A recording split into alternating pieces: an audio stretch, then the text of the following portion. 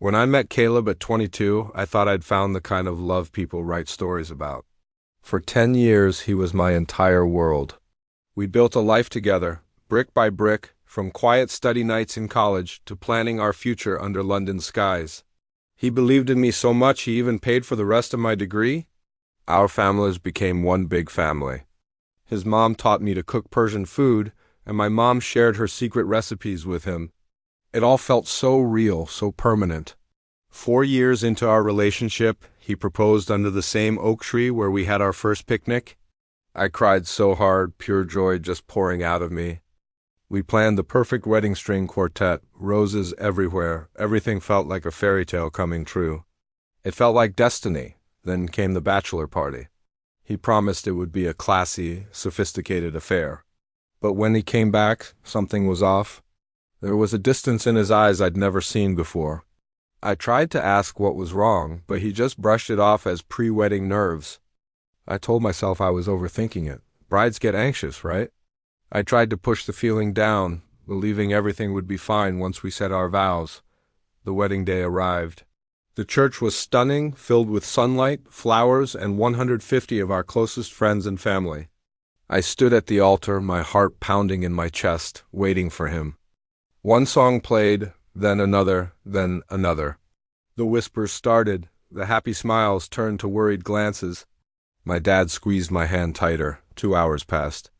And then my phone buzzed. A message from Caleb. I pulled it out of my bouquet, my hands shaking. The words burned into my screen. I cannot marry you. I met someone else. Please don't look for me. Take care of yourself.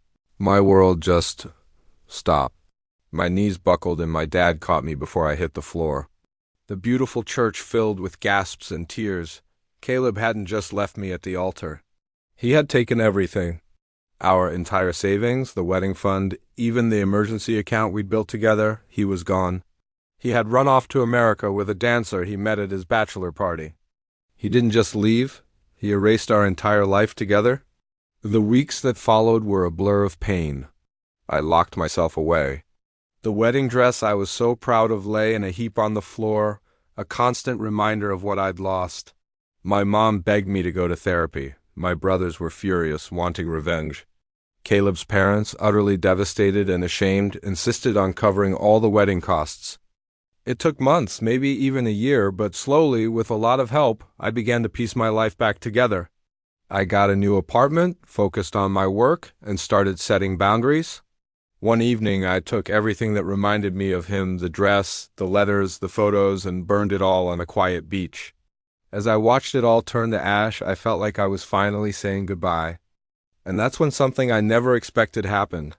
My company's CEO, Marcos, started to notice me. Not in a romantic way at first, but for my work, my resilience. He invited me to his birthday party, and for the first time in years, I felt a sense of genuine warmth and safety. He listened. He saw me for who I was, not for the broken pieces I was trying to hold together. I was scared to let anyone in, but he was patient. Our friendship grew slowly, naturally. When he finally asked me out, I was still hesitant, but he understood. He gave me space to heal. With him, love didn't feel like a whirlwind. It felt like coming home. Just as my life was finally making sense again, Caleb reappeared. Messages, calls, he even showed up at my office. He'd broken up with the other woman and now he wanted me back. He cried, he begged, he promised it would be different. His friends told me true love deserved a second chance. But I knew better. True love doesn't abandon you. It doesn't steal from you. It doesn't disappear and then come crawling back when its other plans fall through. For the first time, with all the strength I had found within myself, I looked him in the eye and said no. A firm, final no, because I finally realized I deserved a love that stays. One chose myself. And in choosing myself, I found a love that was real. Thanks for listening to my story. If you've been through something similar, please remember you are not alone and you are so much stronger than you think.